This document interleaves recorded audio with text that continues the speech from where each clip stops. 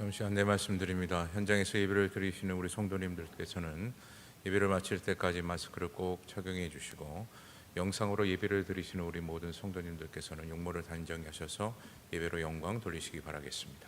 우리 다 같이 일어나셔서 모든 영광을 하나님께 찬양하심으로 4월 셋째 주 2부 예배로 살아계신 하나님의 영광을 돌리겠습니다.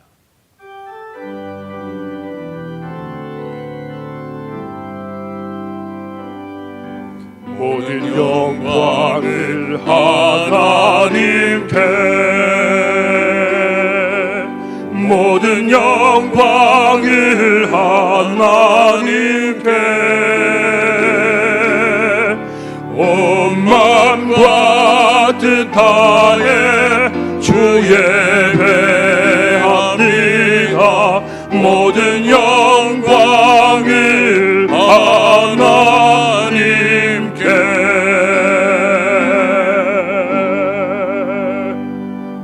하나님은 영이시니 예배하는 자가 영과 진리로 예배할지니라.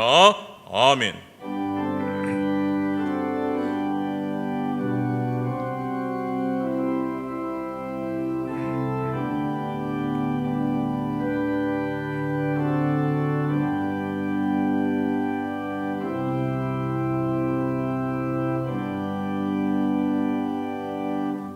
의심과 부정부패가 가득한 이 세상 가운데 길이요 진리요 생명 되신 주님께서 우리 모두를 거룩한 성전으로 불러주시고 예배를 드릴 수 있는 은혜를 우리에게 주심에 감사와 찬양과 영광을 돌려드립니다. 오늘도 현장과 또한 영상으로 예배드리는 모든 성도들의 심령 가운데 성령 충만한 은혜와 오직 하나님의 뜻대로 순종하기를 작정하는 믿음을 주시며, 또한 말씀을 간절히 사모하게 하시고 하나님의 역사하심을 체험받는 진실한 예배가 되게 하여 주옵소서. 오늘도 예배의 시종일관을 온전히 주님께 맡겨드리며 우리를 사랑하시는 예수 그리스도의 이름으로 기도드립니다. 아멘.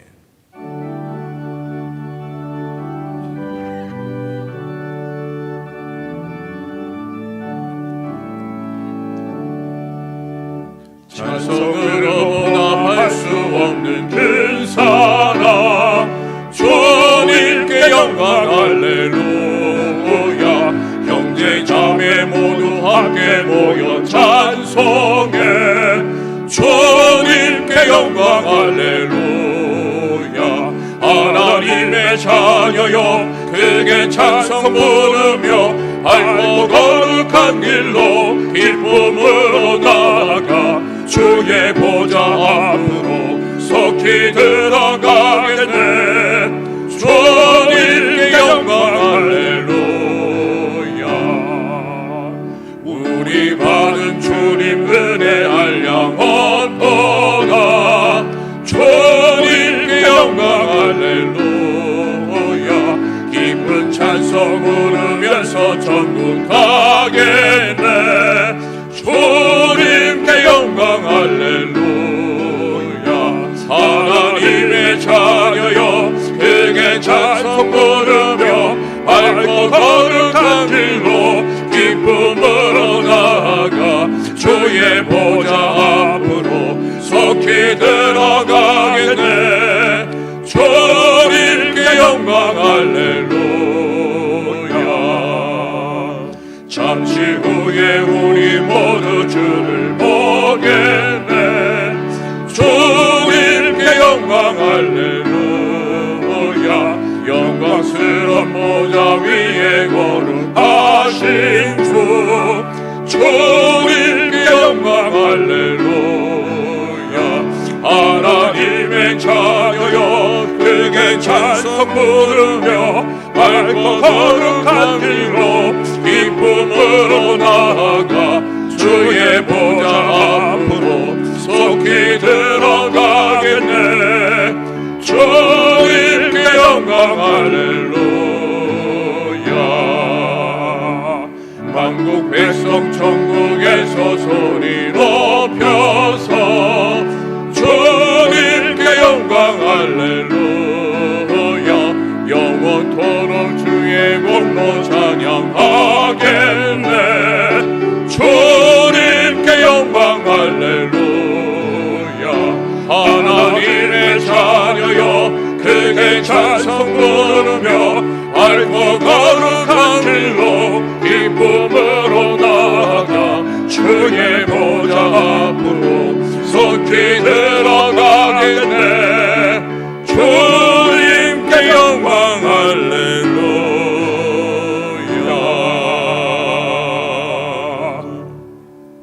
내가 기뻐하는 근심은 흉악의 결박을 풀어주며 멍에의 줄을 끌어주며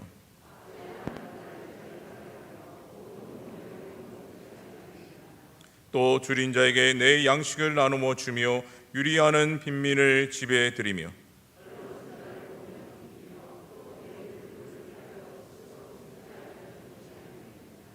그리하면 내 빛이 새벽같이 비칠 것이며 내 치유가 급속할 것이며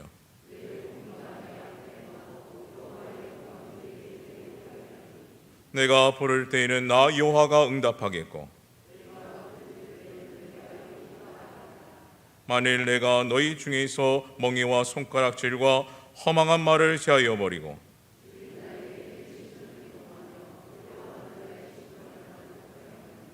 내 빛이 흑암 중에서 떠올라 내 어둠이 낮과 같이 될 것이며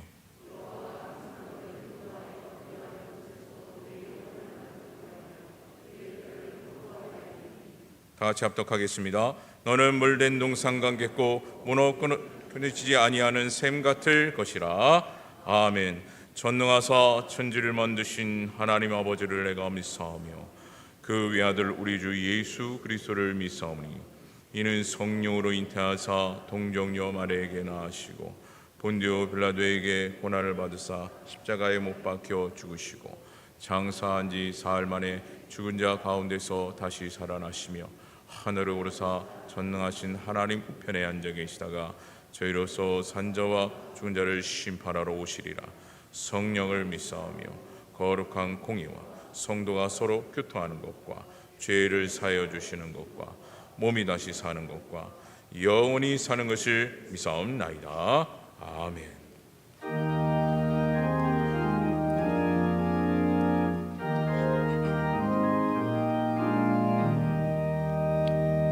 정결하게 하는 셈일 나의 앞에 있도다.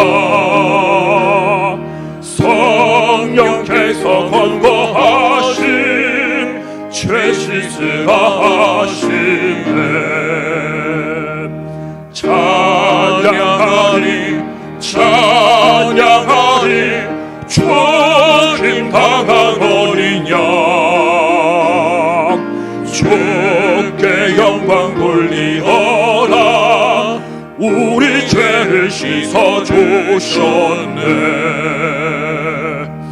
나의 가는 길이 좁고 내 뜻대로 안 되고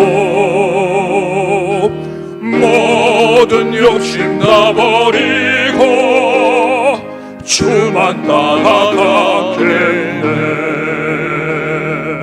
찬양하리 찬양하리 죽임 당한 어린 양 주께 영광 돌리어라. 우리 죄를 씻어주셨네. 나의 마음 죄단 위에 불길같이 타올라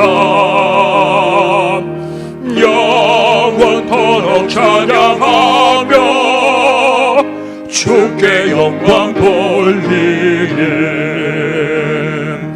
찬양하리 찬양하리 죽임 당한 어린 양 주께 영광 돌리어라. 우리 죄를 씻어주셨네. 한량 없는 주의 은혜 나를 영접하셨네. 내가 지은 모든 죄와 허물 용서하셨네. 찬양하 찬양하리 죽임 당한 어린 양 주께 영광 돌리어라 우리 죄를 씻어주셨네 성부 하나님께 영광 성자 예수께 영광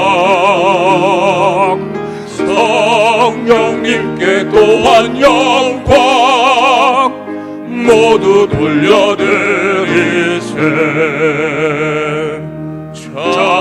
찬양하리 찬양하리 죽임 당한 어린 양 주께 영광 돌리어라 우리 죄를 씻어주셨네.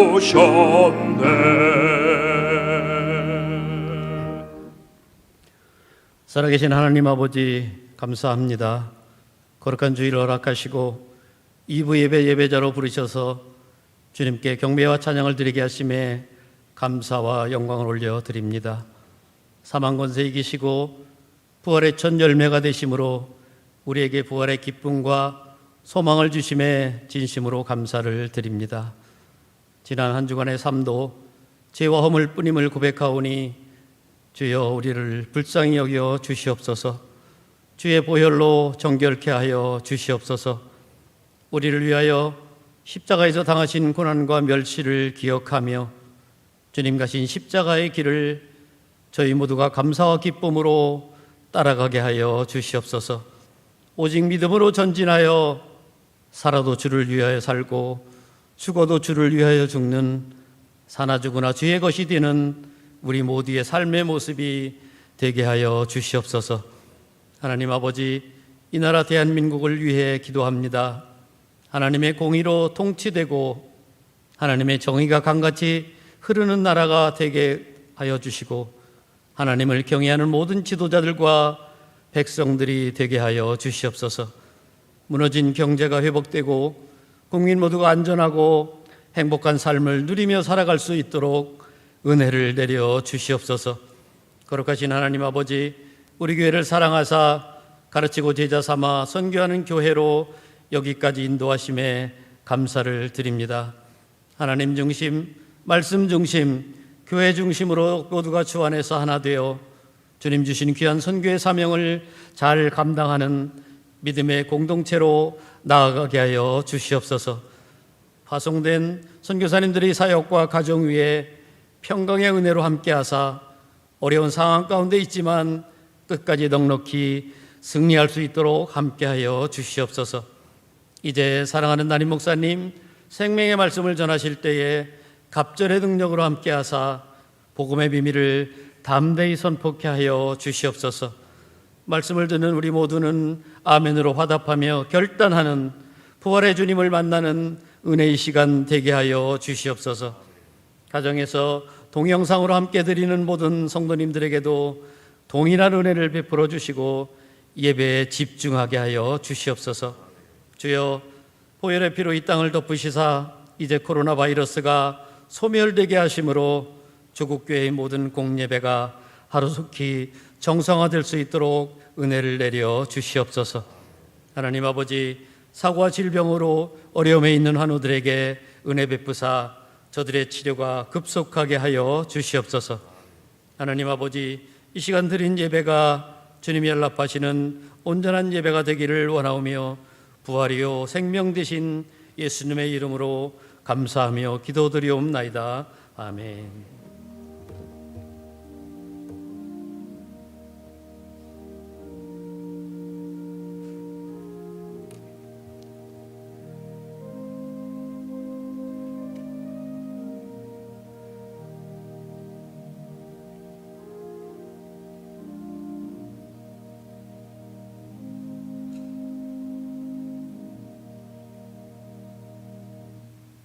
이 시간 주님께서 우리에게 주실 축복의 말씀은 신약성경 누가복음 24장 29절에서 35절입니다.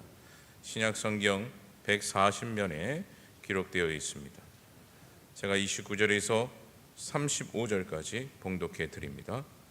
그들이 강건하여 이르되 우리와 함께 유하사나이다. 때가 저물어 가고 날이 이미 기울었나이다 하니 이에 그들과 함께 유하러 가시니라. 그들과 함께 음식 잡수실 때에 떡을 가지사 축사하시고 떼어 그들에게 주시니 그들의 눈이 밝아져 그인 줄 알아보더니 예수는 그들에게 보이지 아니하시는지라. 그들이 서로 말하되 길에서 우리에게 말씀하시고 우리에게 성경을 풀어주실 때에 우리 속에서 마음이 뜨겁지 아니하더냐 하고 곧 그때로 일어나 예루살렘에 돌아가 보니 11 제자 및 그들과 함께 한 자들이 모여 있어 말하기를 주께서 과연 살아나시고 시몬에게 보이셨다 하는지라. 두 사람도 길에서 된 일과 예수께서 떡을 떼심으로 자기들에게 알려진 것을 말하더라. 아멘.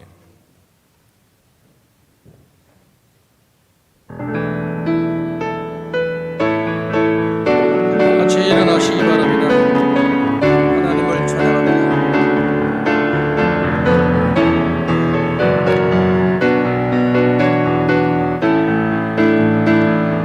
주 하나님 독생자 예수 날 위하여 오시었네. 내 모든 죄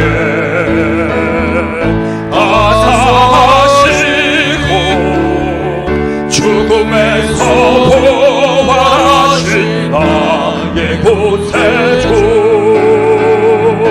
살아계신 주 나의 참된 소망 걱정 의심 전혀 없네.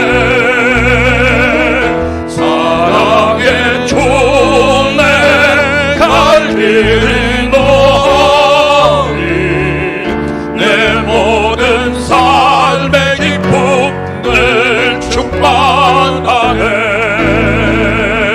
주 안에서 거듭난 생명 도우시는 주의 사랑 참 기쁨과 확신 가지고 예수님의 도우심을 믿으며 살리 살아계신 주 나의 참된 소망 걱정 근심 전혀 없네.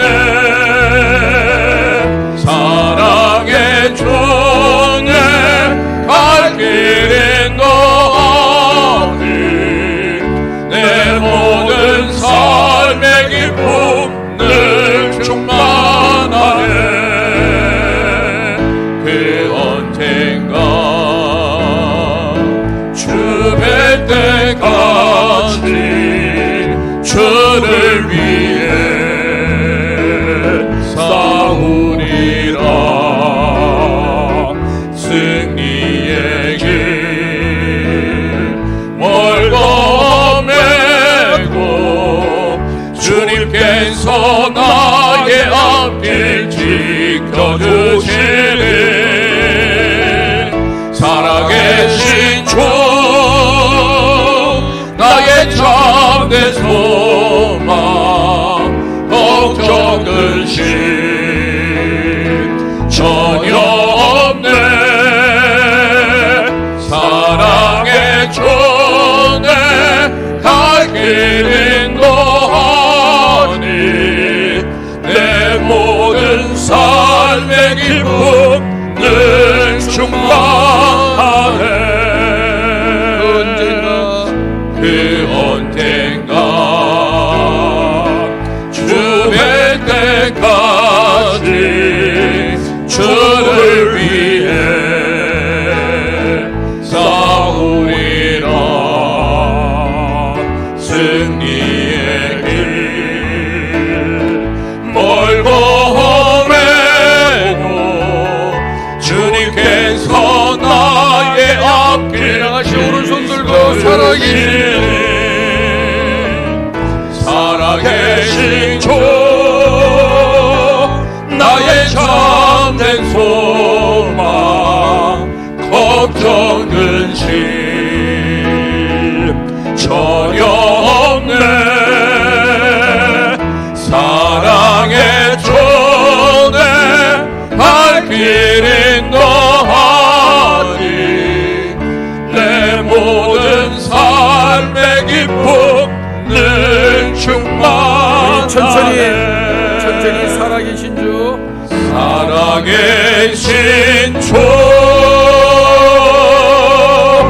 나의 참된 소망 걱정 근심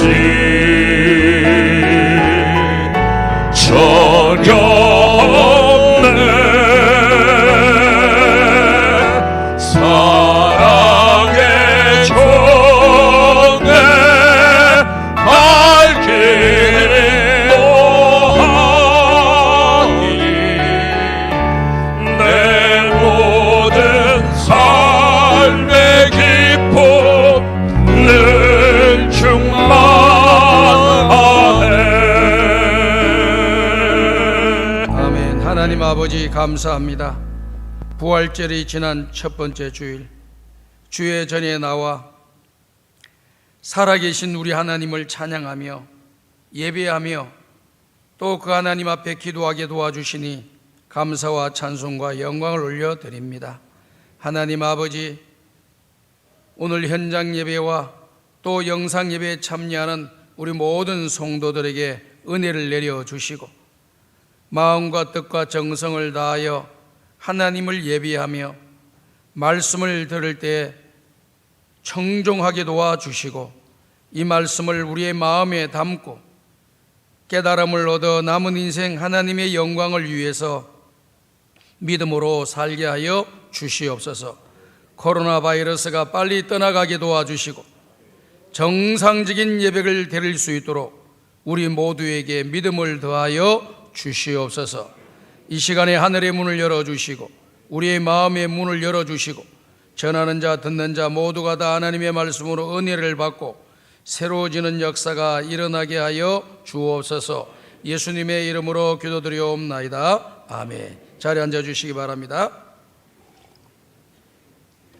오늘 2부 예배 참석하신 우리 모든 성도 여러분들에게 하나님의 은혜와 평강이 함께 하시고 기도하는 모든 기도들이 다 이루어지시기를 주님의 이름으로 축복합니다. 오늘은 누가복음 24장에 기록되어 있는 말씀의 내용을 가지고 엠마오로 내려가는 두 제자라고 하는 제목으로 함께 은혜를 나누고자 합니다.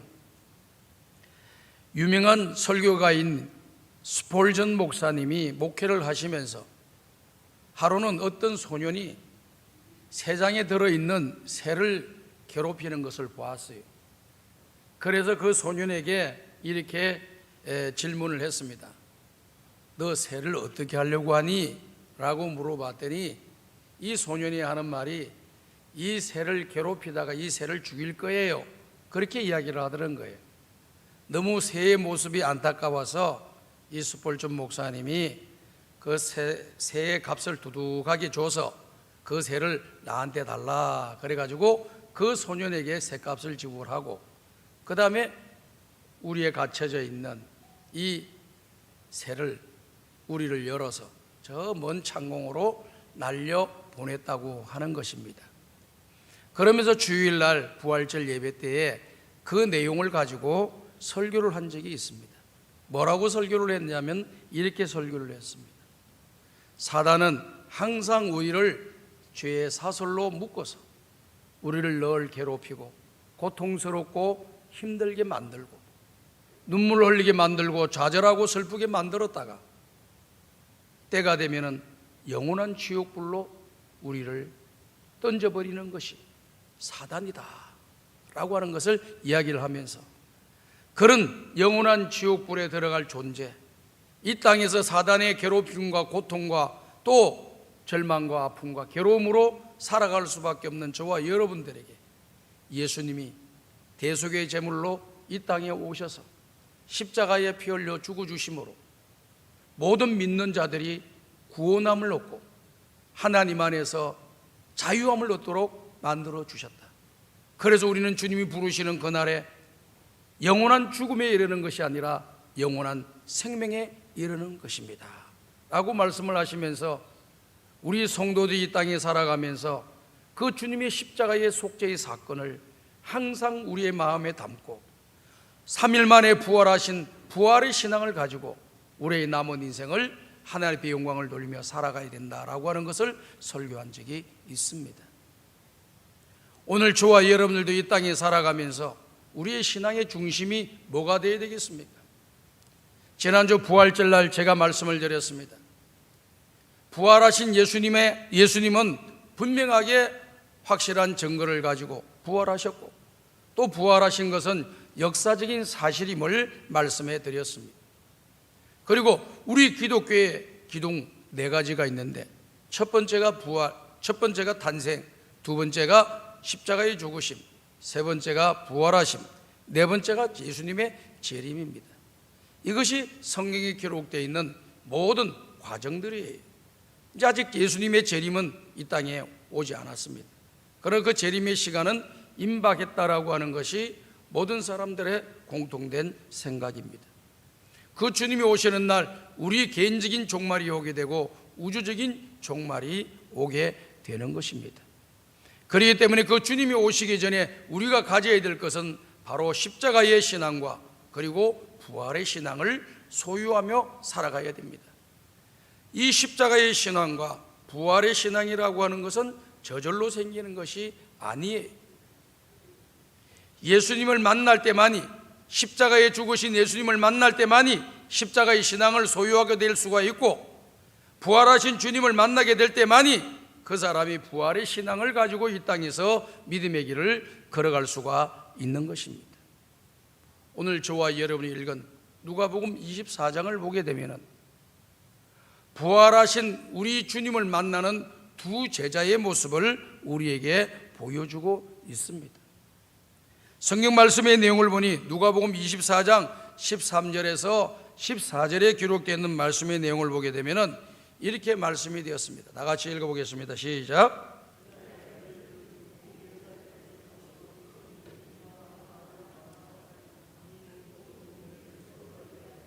자, 예루살렘에 살고 있던 두 제자가 이제 엠마오라고 하는 곳으로 길을 걸어가고 있습니다. 길을 걸어가면서 두 사람이 예루살렘에서 있었던 이야기를 쭉 이야기하고 있습니다. 예루살렘에서 있었던 내용이 무슨 이야기입니까?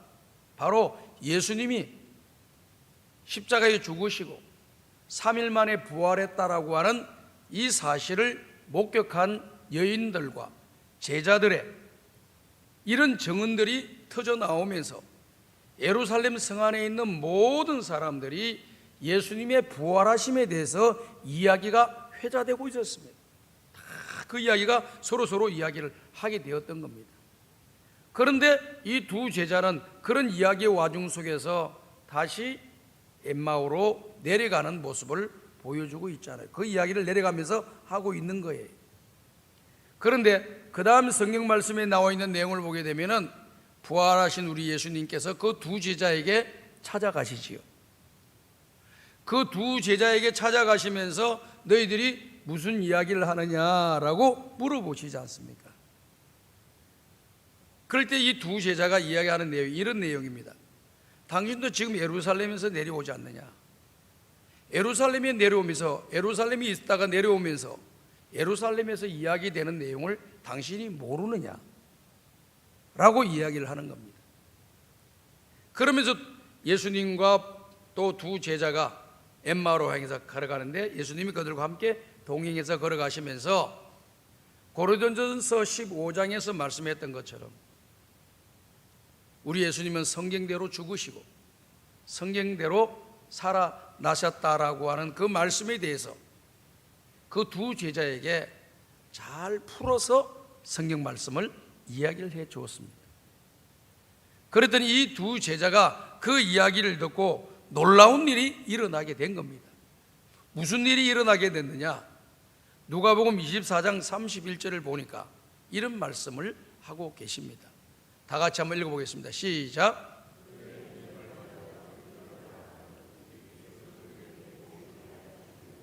자, 예수님을 만났고 예수님에게 말씀을 들었던 두 제자의 눈이 밝아졌다. 그리고 눈이 밝아지면서 같이 동행하고 계시는 그분이 부활하신 예수님을 알지 못했는데 알게 되는 역사가 일어났는데 그 순간에 예수님은 그들에게 보이지 않았다라고 말씀하고 있습니다. 예수님을 만나기 전에는 그들이 예수님인 줄 알지 못했다는 거예요. 왜 그래요? 눈이 가리웠기 때문에 그런 거예요. 누가복음 24장 16절 말씀의 내용을 보게 되면은 그 제자들이 예수님을 만나기 전에 그들의 눈이 가리워져서 그인 줄을 알지 못했다.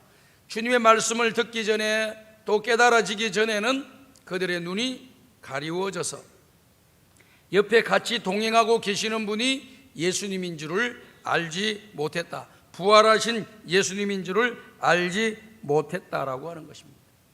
사랑하는 여러분, 우리가 신앙생활 하다 보면은 부활절 신앙이 있고 부활 신앙이 있어요. 부활절 신앙이라고 하는 것은 뭐냐면은 예수님의 부활에 대해서 자세히 설명하는 사람이에요. 그러나 그 마음에는 믿지 않고 예수님을 만나지 못한 그런 사람이 있을 수가 있습니다. 그러나 부활신앙이라고 하는 것은 그 지식도 있을 뿐만 아니라 부활하신 주님을 직접 경험하고 만나고 그 주님으로 말미암아 그의 삶이 변화되는 사람을 가리켜서 부활신앙을 소유한 사람이다, 이렇게 이야기를 하는 겁니다. 우리가 자녀들을 기르다 보게 되면은 이 자녀들이 철이 들지 않으면은 부모님의 은혜를 알지 못하는 겁니다. 그리고 우리 이웃들이 얼마나 고마운 존재인지를 알지 못하는 거예요. 그러나 철이 들게 되면 어떻게 됩니까? 우리 아이들이 부모님의 은혜에 대해서 감사하게 되고 또 부모님에 대해서 고마워하게 되고 그리고 부모님의 은혜를 보답하려고 하는 그런 마음을 가지는 거예요. 그럴 때 사람들은 그 아이를 바라보면서 뭐라고 이야기를 합니까? 이제야 이 아이가 철이 들었구나. 이 철이 들었다는 말은 무슨 말이냐면은 눈이 떠졌구나, 이런 뜻입니다. 뭔가 이치를 알고 뭔가 깨달음을 얻었구나, 이제 정상적으로 모든 일을 제대로 행해 나가는 사람이 되었구나라고 하는 뜻으로 철이 들었다는 거예요. 신앙생활도 똑같은 겁니다. 교회를 다니다 보면은 이런저런 이야기를 많이 듣습니다. 말씀을 많이 듣다 보니까 머리는 이렇게 많은 것을, 지식을 소유하는 사람이 돼요. 그 입으로도 이야기는 많이 하는 사람이 될 수가 있습니다, 시간이 지나다 보면. 그러나 그렇게 하는 사람도 그 마음속에 십자가에서 내 죄를 위하여 대속의 죽으시고 그리고 3일 만에 부활하신 주님을 그가 인격적으로 영접하지 못하게 되면 어떻게 됩니까? 알기는 많이 아는데 믿지는 못하는 사람이 되어서 신앙이 있는 것 같으나 신앙이 없는 사람이 되는 것입니다. 마치 바리새인들이 성경에 대해서, 율법에 대해서 많은 것을 알고 있었지만은 그들은 예수님을 만나지 못했습니다. 그리고 예수님을 만났다고 하더라도 영접하지 못했습니다. 그리고 주님의 말씀에 순종하지 않았습니다. 그러니 우리 주님으로부터 바리새인들이 책망을 많이 들은 부류의 사람으로 우리가 성경에서 발견되는 거 아니겠어요? 외식하는 바리새인과 서기관들이여, 너희들에게 화가 있을지로다 그랬습니다. 알기는 많이 알고 또 많이 알아서 다른 사람들한테 가르치고 이야기도 하고 또 이야기에 또 권면도 하고 뭐 이런저런 이야기를 많이 하는데 본인은 안 믿어. 그러니 우리 주님이 그들에게 화가 있을 것이다 라고 말씀을 하신 것입니다. 저는 우리 성광의 가족들이 이 부활절 신앙이 아닌 부활의 신앙을 소유하고 예수님에 대해서 아는 사람이 아니라 예수님을 믿고 영접하는 사람들이 되시기를 주의 이름으로 축복합니다. 그래서 영접한 예수의 사람이 되어야 되는 겁니다. 근데 예수의 사람이 되려면 어떻게 되느냐? 예수님을 영접하고 주님의 말씀을 들어야 돼요. 믿음은 들음에서 나며 들음은 그리스도의 말씀으로 말미암느니라 말씀했습니다. 믿음이 언제 생깁니까? 하나님 말씀 자꾸 들어야 돼요. 듣는 일을 멀리하고 게을리하고 나태하게 되면 우리의 믿음도 점점 멀어지게 되고 약해지게 되고 연약해지게 되는 그런 존재가 되는 것입니다. 그러나 하나님 말씀 자꾸 듣고 아멘으로 받아들이고 그리고 말씀을 읽고 또 연구하고 배우고 이러다 보면 몰랐던 우리의 이런 신앙의 모습들이 알게 되어지면서 깨달아지게 되고 우리의 눈이, 영적인 눈이 열리면서 내가 남은 인생 어떻게 살아야 되는가? 나를 위해 십자가에 죽으신 그 예수님을 위해서 내 남은 인생 주님이 나를 위해 죽으서니 나는 어떻게 살아야 될 것인가? 삶 안에 부활하신 주님이 나에게 소망을 주시고 하늘의 큰 기쁨을 주시고 자유함을 주셨는데 하나님의 자녀가 되는 권세를 우리에게 주셨는데 내가 남은 인생은 어떻게 살아야 될 것인가? 이런 생각을 하면서 하나님 기뻐하는 일을 선택하고 그 일을 실천하고 행하게 될 때 그 사람이 믿음 있는 사람이 되는 것입니다. 오늘 저와 여러분들이 예수님 만나시고 그리고 항상 하나님 말씀을 듣고 읽고 배우셔서 여러분들이 영적인 눈이 밝아지시기를 주님의 이름으로 축복합니다. 사도 바울은 이것을 너무 간절히 원했습니다. 성경에 기록되어 있는 말씀의 내용을 우리가 자꾸 보게 되게 되면은 우리들이 이 땅에 살아가면서 꼭 필요한 것들이 있잖아요. 기본적으로 필요한 것들. 그것에 대해서 우리 예수님께서 말씀을 하실 때 내가 너희에게 이것이 있어야 할 줄을 안다. 너희들에게 이 필요한 것이 정당하다라고 하는 것을 알고 있다. 그러나 너희는 먼저 그의 나라와 그의 의를 구하라. 그러면 이 모든 것을 너희에게 더하여 주시리라 말씀을 했습니다. 다시 말씀을 드려서 하나님이 참된 뜻이 무엇인가, 우리를 향한 뜻이 무엇인가를 잘 알고 그것을 구하고 그것을 위해서 일하고 그것을 위해서 살면서 믿음의 길을 걸어가라고 하는 것이 우리 주님의 뜻이지요. 그리고 이 모든 것을 더하여 주시리라. 우리의 필요를 다 채워주시는 좋으신 하나님임을 우리가 경험하게 될 것이라고 하는 것을 말씀해 주고 있습니다. 사도 바울도 마찬가지입니다. 목회자로서 에베소 교회를 개척하고 에베소 교회를 이렇게 세웠습니다. 그 안에 많은 성도들이 있습니다. 그 성도들을 향한 바울의 심정은 어떤 심정이었습니까? 무엇을 가지고 그들을 위하여 기도하고 그들에게 하나님 앞에 바라는 내용이 무엇이었습니까?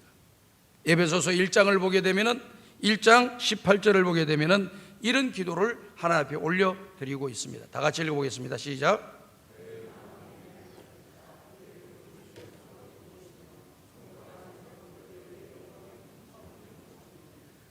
그의 힘의 능력으로 역사하심에 따라 믿는 우리에게 베푸신 능력의 지극히 크심이 어떠한 것을 너희로 알게 하시기를 간구하노라 라고 말씀에 기록되어 있습니다. 사도 바울이 지금 에베소 교회를 위하여 간절히 기도하는 기도의 제목 가운데 하나가 뭐냐? 하나님께서 너희들의 마음의 눈을 밝히사 그 주님이 왜 우리를 어떻게 부르셨고 또 우리에게 어떤 소망을 주셨고 그 소망을 가지고 사는 사람의 풍성한 삶이 무엇인가를 잘 깨닫고 그리고 남은 인생은 하나님의 능력에 따라서 믿음의 길을 걸어가기를 간절히 기도했다는 것이죠. 그런데 첫 번째 나온 단어가 바로 마음의 눈을 밝히사. 하나님의 성령이 우리들에게 역사하셔가지고 여러분들의 영안이 열리기를 주의 이름으로 축복합니다. 눈이 열려야 되는 거죠. 열왕기하 6장 17절을 보게 되게 되면은 여기 엘리사 선지자가 나오고 그의 종 게하시가 나옵니다. 게하시는 영의 눈이 열려 있지 않고 엘리사는 영의 눈이 열려 있는 것을 보게 됩니다.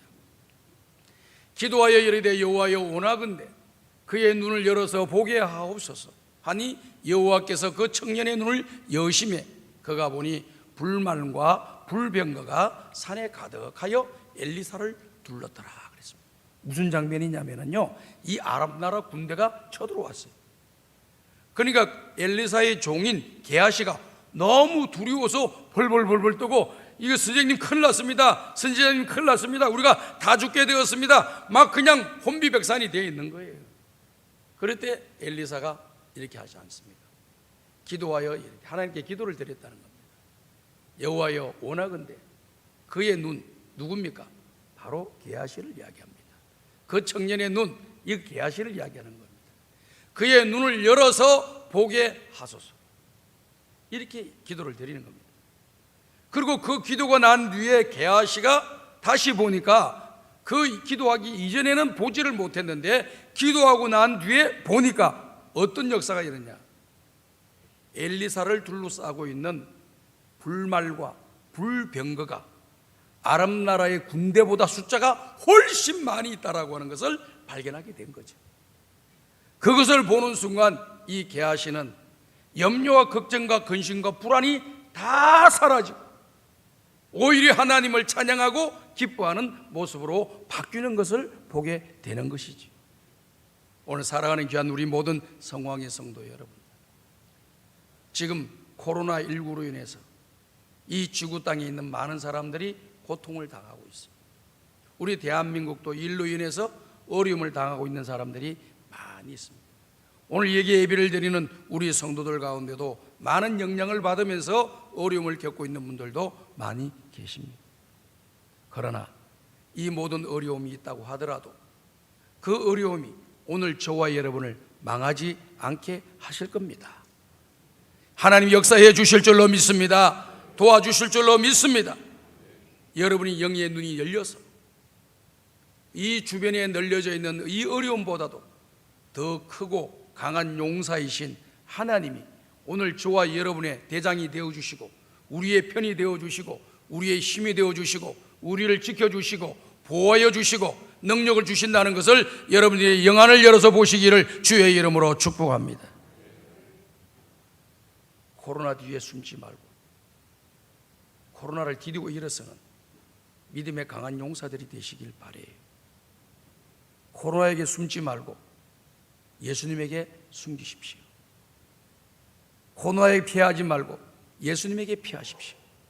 하나님에게 피하시면은 하나님이 저와 여러분들의 영과 육을 지켜주시고 영적으로 하나님의 우리를 강하게 만들어 주실 줄로 믿습니다. 우리 이런 믿음 가지셔야 돼요.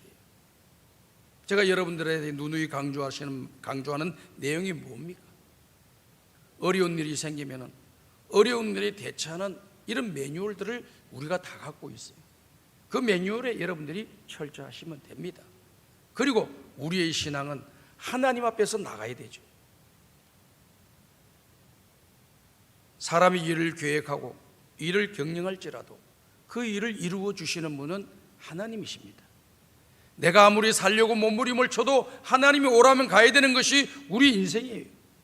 내가 하나님 앞에 모든 것을 바치고 죽고자 하더라도 살려주시는 분이 우리 하나님이십니다. 그렇기 때문에 내 생명, 내 모든 것의 주인은 하나님이시라고 하는 것을 이번 코로나 사태를 통해서도 우리가 정확하게 고백해야 되겠고, 영적인 눈을 열어서 이번 사태가 왜 일어났는가, 또 나는 어떤 깨달음을 주시려고, 어떤 메시지를 주시려고 이러한 일들을 이 땅에 보내주셨는가 하는 것을 잘 생각하면서 우리 자신을 새롭게 하고 영적인 눈을 열어서 주님 앞에 더 영광을 돌리고 새로워지는 기회로 삼아가는 우리 성광의 가족들이 되시기를 주의 이름으로 축복합니다. 무엇보다도요, 우리가 신앙생활 하면서 우리 자신들을 잘 보는 것이 필요해요. 사람이라고 하는 것이 자기의 정체성을 모르게 되면은 자기 존재가 안정적이지 못하고 자기의 존재가 불안해지고 또 가식적이고 형식적이고 외식적인 삶을 살아갈 수밖에 없어요. 나라고 하는 존재가 어떤 존재인가를 잘 깨닫게 되면은요, 웬만한 주변의 내용들도 여러분들이 이길 수 있는 능력이 다 생깁니다. 감당할 수 있는 힘도 생겨요. 사람과의 관계 속에서 당하는 여러 가지 시험거리도 여러분들이 이겨나갈 수가 있습니다. 성경을 보면은요, 이 사도 바울이 예수님을 만나고 경험하는 그 기간이 길어지면 길어질수록, 주님께 기도하면 기도하는 그 시간이 많아지면 많아질수록, 또 하나님께 순종하고 주의 뜻에 따라서 믿음의 길을 걸어가는 일들이 반복되어지고 그 횟수가 많아지도록 지어가면서 그가 깨달은 진리가 뭡니까? 세 가지로 깨달았어요. 자기 자신을 보게 된 거죠. 첫 번째는 고린도전서 15장입니다. 15장 9절 다 같이 읽어보겠습니다. 시작.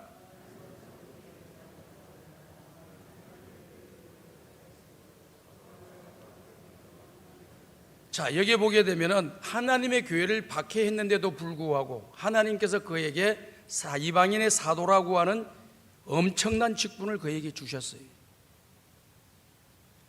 엄청난 직분을 줬는데 불구하고 그분은 사도를 받은 것인데, 사도라고 하는 칭함을 얻게 된 것인데, 그는 사도라고 칭함받기에 감당할 수가 없는 자라고 생각을 했고, 그래서 나는 다른 사도들보다 지극히 가장 작은 자다, 이렇게 생각을 했다는 거예요. 예수님을 만나고 보니까 만나기 전에는 자기가 최고예요. 자기가 제일 잘났어요. 자기가 제일 똑똑해요. 자기가 제일 모든 사람보다 뛰어납니다. 남들을 우습게 보고 남들을 함부로 대했어요. 그런데 예수님을 만나고, 부활하신 예수님 만나고 보니까 이거 아니네. 나 같은 사람, 하나님의 교회를 핍박하고 예수를 핍박하는 사람, 영원한 지옥불에 떨어져도 마땅한 일인데, 이런 나를 살려주신 하나님의 은혜만 해도 감사하는데 사도라고 하는 직분을 줬다는 거예요. 직분을 줬다. 하나님의 교회를 위해서, 하나님 나라를 위해서 직분을 줬다는, 이 직분이 너무 큰 건데 나는 그 직분을 가진 사람들 중보다도 제일 작은 자다, 이렇게 겸손해지는 거예요. 은혜 받으면 겸손하게 될 줄로 믿습니다. 은혜 못 받으니까, 은혜가 뭔지를 모르니까, 하나님의 받은 은혜가 값싸다고 여기니까 교만해지는 거예요. 사람은 살아가다 보면 온전하지 못하기 때문에 일시적으로 교만할 수도 있습니다. 그러나 그가 은혜의 생활, 기도의 생활, 믿음의 길을 걸어가고 말씀을 듣고 하다 보면은 자기의 잘못을 하나님께서 깨닫게 해주셔요. 하나님의 성령이 깨닫게 해주실 줄로 믿습니다. 그럼 그때 빨리 회개하는 거예요. 그리고 자기의 정상적인 자세로, 위치로 돌아가는 거죠. 이게 바로 영안이 열리는 사람들의 특징, 주님을 만나고 영안이 열리는 사람들의 특징입니다. 그 다음에 또 주님을 더 많이 교제하고 기도하고 또 주님의 말씀에 순종해서 믿음의 길을 걸어가면서 그가 깨달은 진리는 뭐냐? 에베소서 3장 8절의 말씀입니다. 모든 성도 중에 지극히 작은 자보다 더 작은 나에게 이 은혜를 주신 것은 청량할 수 없는 그리스도의 풍성함을 이방인에게 전하게 하시려고 나에게 구원을 주셨다는 거예요. 모든 성도들보다 지극히 작은 나에게 이 은혜를 하나님이 나에게 주셨다. 자, 사도에서 작은 자로 바뀌죠. 이제 일반 성도들을 대상으로 생각을 하더라도 나는 지극히 작은 자인데, 나는 이 은혜를 받을 만한 자격이 없는 사람인데 하나님이 은혜를 부어주심으로 하나님의 자녀가 되는 권세를 얻게 되었습니다. 그러니 나는 받을 만한 자격이 없는데 성도라고 하는 직분을 주시고 하나님의 자녀라고 하는 권세를 줬는데 나는 가장 적은 자입니다 라고 고백을 하는 거죠. 영안이 열린 겁니다, 여러분. 세 번째, 죽음을 앞두고 이 사도의 고백이 무엇이었습니까? 바로 디모데전서 1장 15절의 말씀입니다. 밑보다 모든 사람이 받을 만한 이 말이요, 그리스도 예수께서 죄인을 구원하시려고 세상에 임하셨다 하였도다. 다 같이 한번 따라합시다. 죄인 중에 내가 괴순이라. 죽음이 임박하고 그 인생의 말년을 또 생각해 보면서 지난날의 나의 삶을 돌아보니까 나는 죄인, 적당한 죄인이 아니라 죄인 중에 괴수와 같은 나를 주님께서 긍휼히 여겨주시고 나에게 은혜를 베풀어 주셔가지고 하나님의 자녀가 되고 하늘나라의 소망을 가지고 사는 죄인이 변하여 의인되게 해주셨다. 의인의 반열에 서게 해주셨다. 죄인 중에 괴수인 나를 의인의 반열에 서게 해주셨다 하는 그런 놀라운 깨달음을 이야기를 하고 있는 거잖아요. 이 사도 바울의 지금 이 말은 내가 일부러 좀 낮아져야지 남들이 나를 좋게 볼 거 아니냐, 그렇게 해서 한 게 아니에요. 진짜 은혜를 받아가지고 깨달아져가지고 주님을 만나고 깨달아지고 은혜를 받고 느껴지고 또 감격하고 감동하면서 하는 고백이 바로 이 고백입니다. 그래서 은혜를 받으면, 주님을 만나고 은혜를 받으면 처음에는 잘 모르다가도 알게 되고 깨달아지고 눈이 밝아지는 거예요. 아, 내가 직분을 받은 사람들이 많이 있는데 이 직분을 받은 사람들보다 내가 가장 작은 자다. 이런 마음을 가지고 직분을 수행하셔야 됩니다. 이해가 되시면 아멘 하시기 바라요. 그런데 우리 성도들, 일반 성도들을 바라보면서도 이 성도들은 너무 존귀한 자들이다, 너무 귀하신 분들이다, 하나님의 은혜를 받으신 분들이다, 나는 이분들보다 나는 못한 자다 라고 하는 이런 자세를 취하고 있잖아요. 예수를 믿기 전에 자기는 죄인이고 여전히 예수를 믿고 난 뒤에도 죄성이 있음을 고백하고 나는 죄인이다 라고 고백하면서 나는 죄인 중에 괴수다라고 하는 표현을 과감하게 쓰고 있습니다. 낮아지고 또 낮아지고 또 낮아지면서 하나님 나라에 들어가는 사도 바울의 모습을 우리는 보게 되는 거죠. 하나님의 은혜를 경험하면 경험할수록 느껴지고 깨달아지고 알게 되는 것이 사도 바울이 고백했던 그 고백이 저와 여러분들의 고백이 되어야 될 줄로 믿습니다. 이게 바로 은혜 받은 사람들, 이걸 바로 영안이 열려있는 사람이라는 거예요. 이건 내가 자의에서 나오는 게 아닙니다. 예수님과 함께 동행하고 주님의 말씀을 묵상하고 그 주님의 말씀에 순종하고 믿음의 길을 걸어가고 또 걸어가고 또 걸어가다가 하나 둘씩 깨달아지는 진리인 거예요. 저는 우리 성광의 가족들이 이런 믿음을 좀 소유했으면 참 좋겠다. 사람들 앞에 자기 존재가 어떤 존재인가를 보여주려고 하지 마시고 하나님 앞에서 나라고 하는 존재가 어떤 존재인가를 잘 깨달아서 그 깨달은 모습으로 우리 성도들을 섬기고 하나님의 교회를 섬기고 주를 위해 충성하고 헌신하고 봉사하고 나에게 맡겨주신 사명 잘 감당하다가 천국 가는 것이 신앙생활 잘하는 거예요. 이해되시면 아멘 합시다. 영상을 예배를 드리고 있는 우리 성도 여러분들, 우리의 신앙이 한없이 겸손해져야 됩니다. 하나님 앞에서 한없이 겸손해질 때 하나님이 저와 여러분들에게 은혜를 주고 한없이 낮아질 때 하나님이 저와 여러분들을 높여주실 줄로 믿습니다. 내가 높아지고 내가 교만해지게 되면 하나님 나를 버리시면 우리 인생은 불쌍해지는 거예요. 그가 어떤 재력을 가지고 있다 할지라도 어떤 직분이 있다 할지라도 어떤 능력을 가지고 있다 할지라도 어떤 사람들에게 권력을 가지고 있다 할지라도 불쌍한 사람이 되는 거예요. 주님을 만나고 영안이 열리는 우리 성광교회 성도들이 다 되시기를 주의 이름으로 축복합니다. 오늘 본문의 말씀 누가복음 24장 32절을 보니까 예수님을 만나고 났던 두 번째 특징이 뭐냐? 오늘 이렇게 고백하고 있죠. 다 같이 읽어보겠습니다. 시작.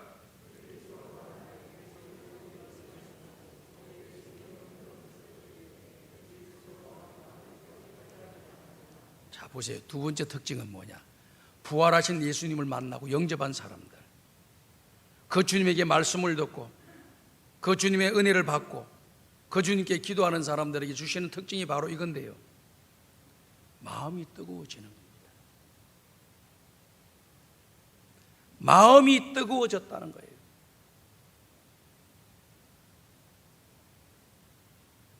어떤 심리학 연구소에서 세상에서 성공적으로 살아가는 사람들, 위대한 일을 하는 사람들의 특징이 여러 가지인데, 목표와 방향이 정확하다. 그리고 빼놓지 않는 단어가 뭐냐? 열정. 열정이라고 하는 단어입니다. 목표와 방향이 뚜렷하고 그 목표와 방향을 향하여 뜨거운 마음을 가지고 그 일을 한다고 말해요. 열정이 식어버리게 되면 성공할 수가 없어요. 여러분들이 주변에 있는 사람들 한번 보십시오. 이런 일이 됐든지 저런 일이 됐든지 우리가 생각하는 것만큼, 또 우리가 또 기대하는 만큼의 일이 아니더라도 그 일에 대해서 최선을 다하고 열심히 다하는 사람의 모습은 아름답습니다.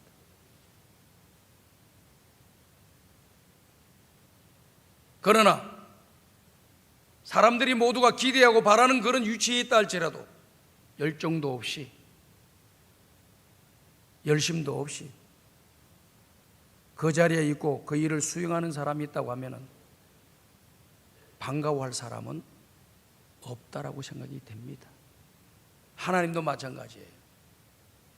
여러분들 12제자를 보게 되면 다 이렇게 정말 대단한 사람들이 많지 않아요. 근데 뭘 보고 뽑았을까? 어떤 성서학자가, 성경학자가 연구를 하면서 포인트를 하나 딱 잡았는데, 열정, 요거 잡았다는 거예요. 한결같이 자기 일에 열심을 내는 사람들을 주님이 초이스를 했다는 거예요. 다 하나하나.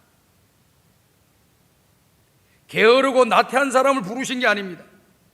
자기 일에 열정 있는 사람, 열심 있는 사람, 집중하는 사람, 그런 사람들을 다 뽑아서 주님의 제자로 삼으셨다는 거예요. 결국 성령을 체험하고 난 뒤에 모두가 다 순교의 자리에 이를 정도로 복음에 열정 있는 사람들이 된 것이죠. 오늘 저와 여러분들이 예수님 만났습니까? 이 열정만은 살아 있어야 될 줄로 믿습니다. 이 열정과 열심이 있을 때만이 저와 여러분들이 이 땅에서 하나님 영광 위에 살아가는 아름다운 역사가 일어나는 거예요. 이 두 제자도 그 마음이 뜨거워져서 어떻게 했습니까? 그 마음이 뜨거워져서 엠마오로 가던 길을 예루살렘 길로 다시 올라갔습니다. 성경의 학자들은 이 엠마오라고 하는 것은 세상으로 내려가는 길이요, 예루살렘을 향하여 걸어가는 길은 바로 하나님을 향하여 걸어가는 길이라고 해석하고 있습니다. 다시 말씀을 드려서 부활하신 예수님을 만나지 못했던 이 두 제자는 세상을 향하여 걸어갔으나 부활하신 주님을 만나고 나니까 그의 마음이 뜨거워져서 세상으로 가던 것을 멈추고 방향을 틀어서 예수님이 예루살렘을 향해서, 하나님을 향해서 그 발걸음을 옮겼다는 거 아니겠습니까? 오늘 사랑하는 여러분, 우리가 무엇을 하든지 항상 하나님을 바라보시고 하나님을 생각하시고 믿음의 길을 걸어가시기를 주의 이름으로 축복합니다. 열정이 있어야 돼요. 세상 가던 발걸음을 과감하게 끊고 돌아서서 하나님을 향해서 가야 돼요. 그리고 그들이 가서 뭐 했습니까? 엠마오로 내려가다가 내가 만났던 예수님 말씀을 통해서 풀어줄 때 내가 영안이 열리고 마음이 뜨거워졌던 그 이야기를 그 제자들한테 이야기를 하는 거예요. 예루살렘에 가서 그 제자들 가운데 속에는 예수님을 직접 목격한 사람들도 있었어요. 그들도 이야기합니다. 내가 부활하신 예수님 나도 만났다. 어떻게 어떤 상황 속에서 어떤 모습으로 내가 만났다.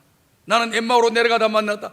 모두가 다 하나님을 찬양하고 하나님께 영광을 돌리고 복음을 위해서 하나님 영광 위해서 헌신하고 충성하는 사람들이 된 줄로 믿습니다. 마음이 뜨거워지니까 역사가 일어나요. 마음이 뜨거워지지 않으면 안 되는 겁니다. 에레미야 20장 9절을 보게 되면은 에레미야 선지자가 이 말씀을 하시죠. 다 같이 한번 읽어봅시다. 시작.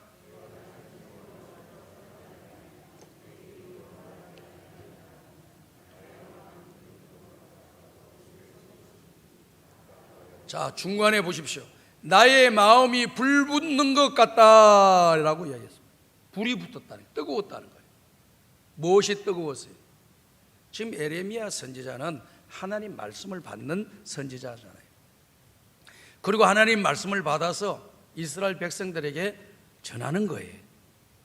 그런데 하나님의 말씀을 받아서 전하는데 그 전함을 받는 사람들이 순종하면 되는데 순종을 하지 않아요.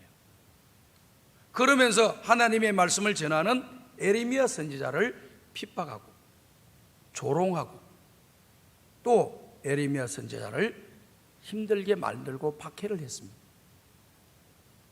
그러니까 이런 박해가 오고 조롱이 오고 멸시와 천대가 떨어지고 자기라는 공격적인 그런 말들과 공격적인 행동들을 받으면서 이것을 안 해야 되는 것이 맞는 거죠. 우리가 인간적으로 볼 때. 그런데 에레미야는 그런 말을 하지 말라고 하는 주변의 사람들의 말을, 그거는 하나님의 말씀이 아니야, 네가 말하는 것은 그렇게 하나님이 원하시는 말씀이 아니야, 자기 뜻에 맞지 않는다고 해서, 자기가 원하는 대답을 듣지 않았다고 해서 하나님의 말씀을 받고 하나님의 받은 말씀을 전하는 에레미야에게 막 공격을 한 거예요. 그러니까 그런 말을 하려면 입 다물고 있어, 그렇게 이야기를 한 거죠. 한마디로. 그랬더니 지금 이 고백을 한 거예요. 내가 하나님께 받은 말씀을 전하지 않는다면 내 마음이 불붙는 것 같아서 내가 견딜 수가 없다 하면서 다시 그런 핍박도 고난도 환난도 있어도 하나님이 주신 말씀을 담대히 백성들에게 전하는 에레미야 선지자의 모습을 보여주고 있잖아요. 오늘 사랑하는 여러분, 여러분의 마음에 불이 붙으시기를 주의 이름으로 축복합니다. 기도에 불이 붙으시길 바랍니다. 사랑의 불을 붙이시길 바랍니다. 섬김의 불이 붙기를 바랍니다. 충성의 불을 붙이시기를 바라요. 이래서 우리 마음이 뜨거워져 하나님을 찬양하고 하나님께 기도하고 맡겨주신 사명에 뜨겁고 열정을 가지고 충성하고,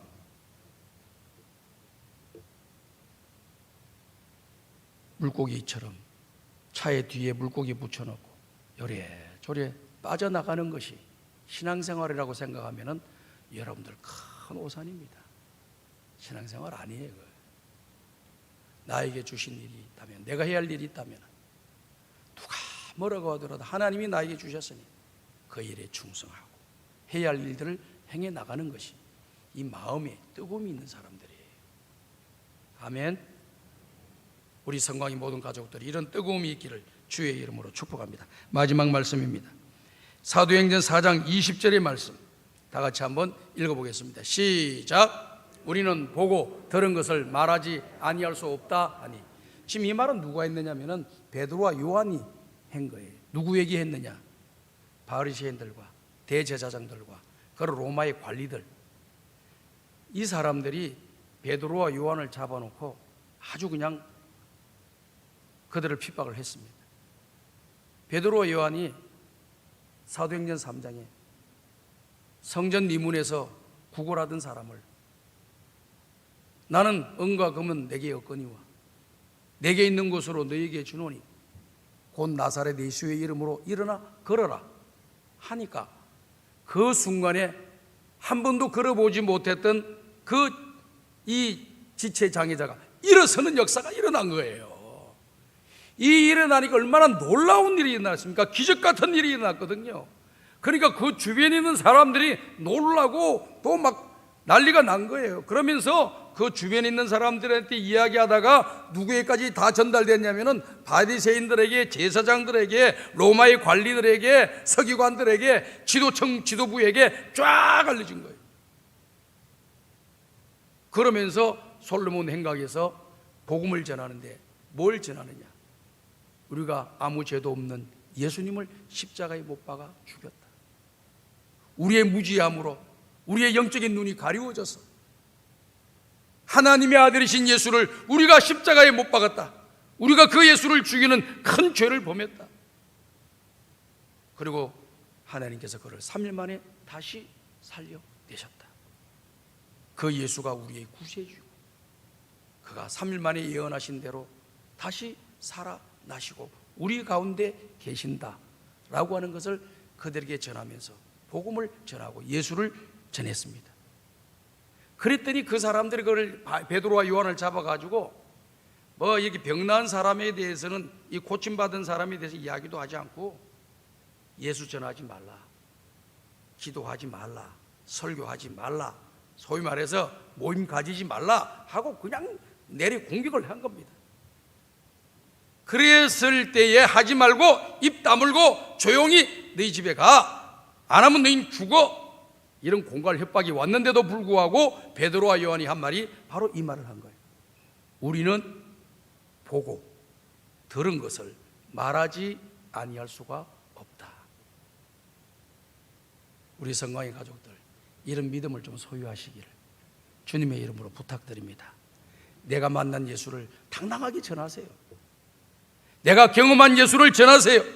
내가 믿는 예수님을 전하세요. 내가 믿는 믿음의 진리의 도를 전하는 저와 여러분들이 되셔가지고, 이 코로나 바이러스 때문에 뭐 교회가 얼마나 욕을 먹는데 또 전도를 해,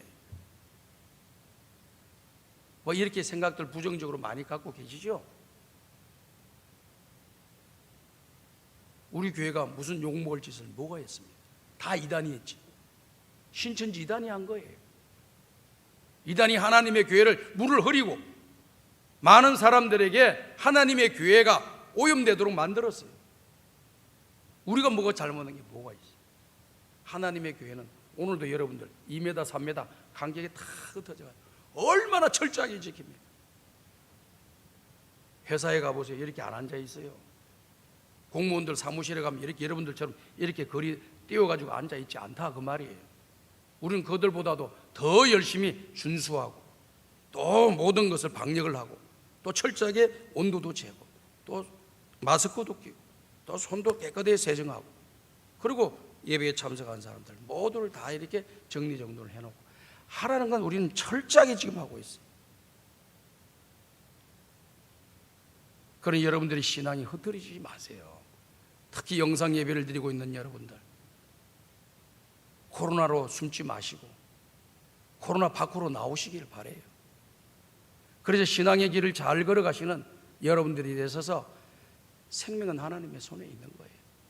부활하신 주님을 만나시고 여러분의 영안이 열리고 여러분의 마음이 뜨거워지는 믿음의 종들이 다 되시고 하나님 영광 위에서 쓰임받고 주님 앞에 칭찬받고 사손만대의 신앙의 복을 물려주고 죽어가는 영혼을 살리는 하나님의 사람들이 다 되시기를 주의 이름으로 축복합니다. 하나님 아버지 감사합니다. 오늘도 귀한 말씀을 주시니 이 말씀을 우리의 마음에 담고 믿음의 길을 잘 걸어가게 하여 주옵소서. 십자가의 신앙을 가지게 하여 주옵소서.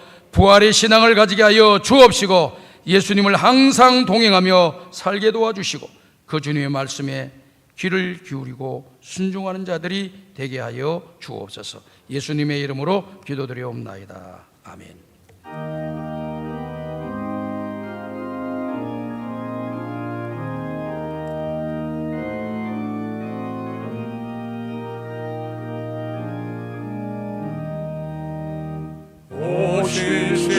신실하신 주 내 아버지여 늘 함께 계시니 두려움없네.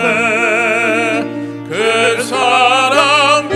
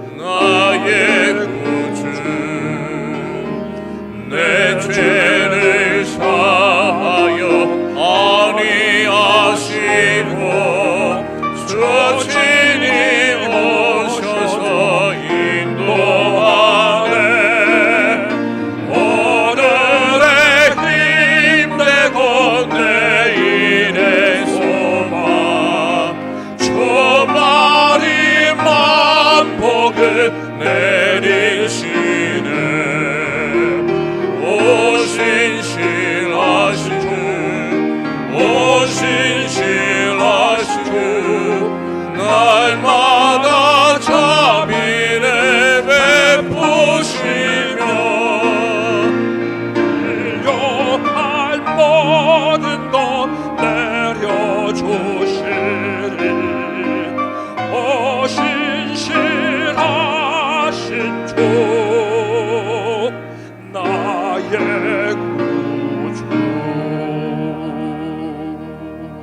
하나님 아버지, 오늘도 주의 전에 나와서 예배를 드리며 영상으로 예배를 드리며 하나님께 영광을 돌린 주의 종들을 기억하시고 평생 믿음, 소망, 사랑으로 승리하며 살게 하여 주시옵소서. 주의 전에 나오며 11주의 물을 드리며 장화헌금을 드리며 성교헌금을 드리며 감사의 물을 드립니다. 바친 손길들마다 은혜와 복을 내려주시고 평생을 사는 동안 물질로 고통당하지 않게 하시고 나누어주고 구워주고 베푸는 자리에 서게 도와주시며 항상 감사할 일들이 많아지도록 은혜 위에 은혜를 부어 주옵소서. 예수님의 이름으로 축복하며 기도하옵나이다. 아멘.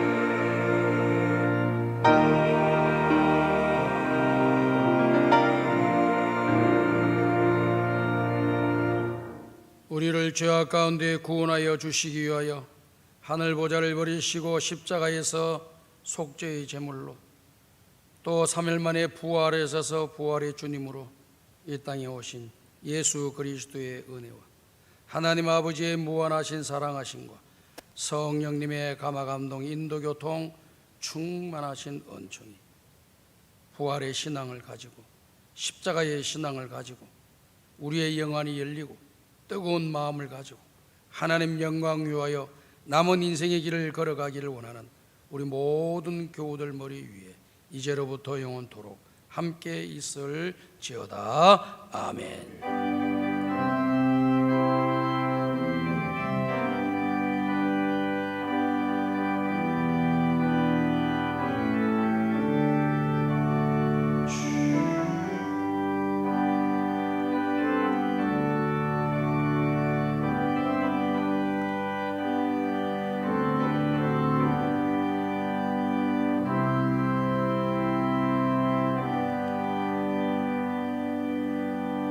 자리에 한번 앉아주시고 옆사람과 서로 인사합시다. 참 잘 오셨습니다. 강고는 주부를 보시고 찬송가 430장을 부르면서 주일 2부 예배를 모두 마치겠습니다. 한 주일 동안 승리하십시오.